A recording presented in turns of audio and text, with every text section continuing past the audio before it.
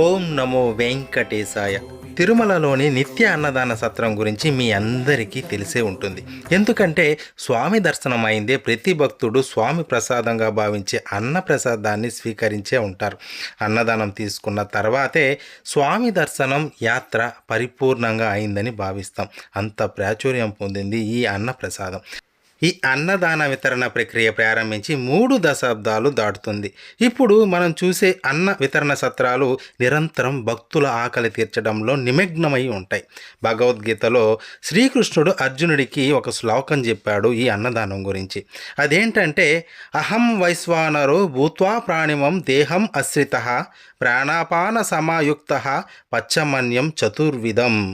ఈ అన్నదానం ఎంత గొప్పదో ఈ శ్లోకంలో తెలియజేశాడు స్వామి. హిందూ సనాతన ధర్మం ప్రకారం ఆకలితో ఉన్న జీవికి ఆహారం ఇవ్వడం కంటే మంచి పూజ ఆచారం లేదు అని దీని పరమార్థం. తిరుమల తిరుపతి దేవస్థానం ఈ అన్నదాన పథకాన్ని సుమారు 3 దశాబ్దాల క్రితం 1985లో ఏప్రిల్ 6న అప్పటి ముఖ్యమంత్రి దివంగత ఎన్టీ రామారావు గారు ప్రారంభించారు. అప్పటి నుండి నిర్విరామంగా ఇది కొనసాగుతూ ఉంది. కానీ అంతకు ముందే అంటే 18వ శతాబ్దంలోనే ఈ అన్నదానానికి నాంది పలికారు గొప్ప భక్తురాలు, స్వామివారి ప్రియ భక్తురాలు తరిగొండ వెంగమాంబ గారు. మొట్టమొదట శ్రీవారి భక్తులకు అన్నదానం చేసింది వెంగమాంబ గారే.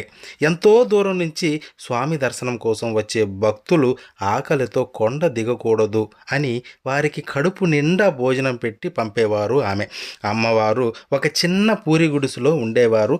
అక్కడే స్వామి గురించి ఆలోచిస్తూ ఆయన పైన ఎన్నో ఆధ్యాత్మిక గ్రంథాలు, శ్లోకాలు రచించారు ఆమె. ఆలయానికి ఉత్తరాన ఆమె నివసించే పూరి గుడిసె వెనకాల తులసి తోటను పెంచి ప్రతిరోజు తులసి మాలలను శ్రీవారికి సమర్పించేది ఆమె.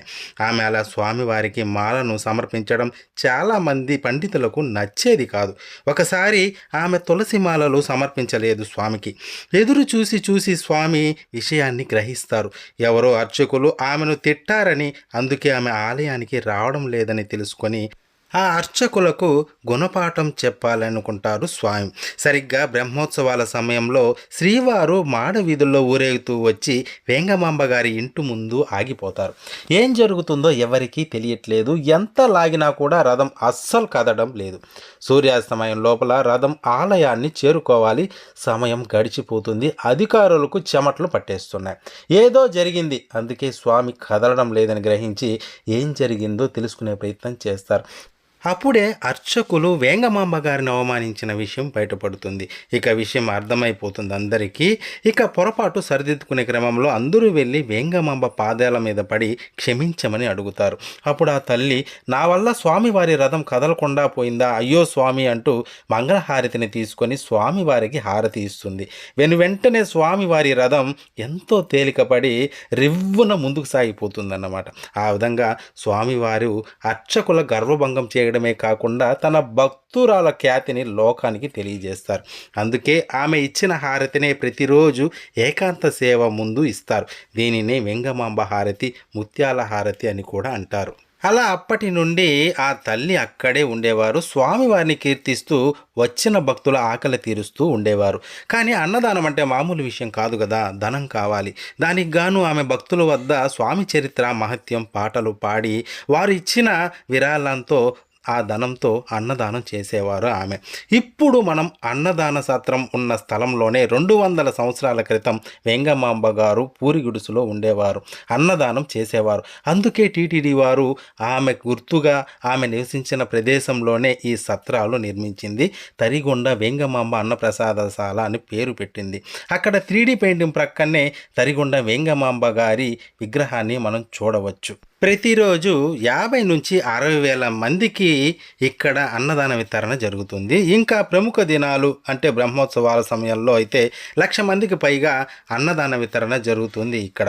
ఎన్టీ రామారావు గారు ప్రారంభించిన ఈ అన్నదాన వితరణ అంచెలంచెలుగా ఎదుగుతూ ఒక ప్రత్యేకత సంతరించుకుంది. ఇది ప్రపంచంలోనే పెద్ద డైనింగ్ హాల్. ఒకసారికి 4,000 మంది భోజనం చేస్తారు. ఉదయం అల్పాహారం, మధ్యాహ్నం, రాత్రి భోజనంతో ఈ అన్నదానం జరుగుతుంది. ఎంత గొప్ప విషయమో కదా ఇది. కులమతాలకు అతీతంగా ధనిక పేద భేదం లేకుండా అందరూ కలిసి ఈ అన్నదానాన్ని దైవ ప్రసాదంగా భావించి స్వీకరిస్తూ ఉంటారు. మీరు గమనించారో లేదో గానీ, మనము ఈ అన్నదానానికి వెళ్ళినప్పుడు మాత్రము అక్కడ ఎక్కువ సమయం వేచి ఉండే పరిస్థితి అయితే మనకి కనబడదు. వెళ్ళిందే మనము డైరెక్ట్‌గా ఏదో ఒక హాల్‌లోకి వెళ్ళడం జరుగుతుంది. అక్కడ మనం భోజనం ముగించుకొని వచ్చేయడం జరుగుతుంది. అదే ఇక్కడ గొప్పతనం. ఎక్కువ మనం వేచి ఉండే పరిస్థితి కూడా మనకు కనబడదు. మనం కూడా ఈ అన్నదాన మహాయజ్ఞంలో పాలు పంచుకోవచ్చు. మన వలన వీలైనంత ధనాన్ని డొనేషన్ రూపంలో సమర్పించి ఈ బృహత్ కార్యంలో మనం కూడా ఒక భాగం కావచ్చు. స్వామివారి అనుగ్రహాన్ని పొందవచ్చు. ఈ ఛానల్‌లో గాని మీరు చూసినట్లయితే అన్ని వెంకటేశ్వర స్వామి గురించే ఉంటాయి. అందుకే ఈ ఛానల్‌ని వెంకటేశ్వర స్వామికే డెడికేట్ చేయడం జరిగింది. స్వామివారి రహస్యాల గురించి, ఆలయ రహస్యాల గురించి చక్కగా ప్రతి వీడియోలో వివరించడం జరిగింది. సబ్స్క్రైబ్ చేసుకొని చూడండి.